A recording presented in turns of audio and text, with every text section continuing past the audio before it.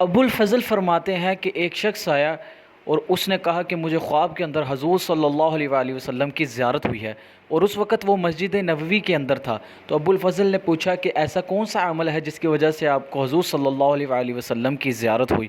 تو انہوں نے کہا کہ ابو الفضل کو جب تم حمدان کے اندر جاؤ تو ابو الفضل کو میرا سلام کہنا۔ اور ابو الفضل نے پوچھا کہ میرے اندر ایسی کون سی خصوصیات ہے جس کی وجہ سے حضور صلی اللہ علیہ وآلہ وسلم نے مجھے سلام پیش کیا؟ تو فرمایا کہ ایک ایسا درود شریف ہے جس کی میں ہر روز 100 دفعہ تسبیح کرتا ہوں کہ اللہم صلی علی محمد جزا اللہ عنا سیدنا محمد صلی اللہ علیہ وسلم و اہلہ۔ یہ درود شریف وہ 100 مرتبہ پڑھتے تھے، حضور صلی اللہ علیہ وآلہ وسلم کو ان کے خواب کے اندر زیارت نصیب ہوئی۔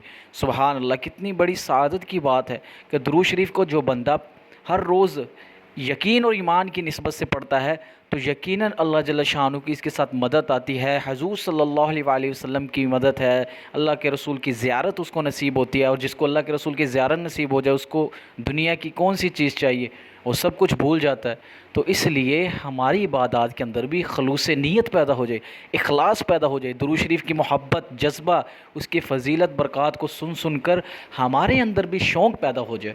امید کرتا ہوں آپ کو یہ چھوٹی سی ویڈیو پسند آئی ہوگی۔ ایسی مزید اسلامک ویڈیوز دیکھنے کے لیے ہماری اسلامک مینٹور چینل کو ضرور سبسکرائب کریں اور بیل آئیکن کے بٹن کو دبائیں تاکہ ایسی مزید اچھی اور اسلامک ویڈیوز سب سے پہلے آپ تک پہنچ سکیں۔ دعاؤں میں یاد رکھیں۔ اللہ حافظ۔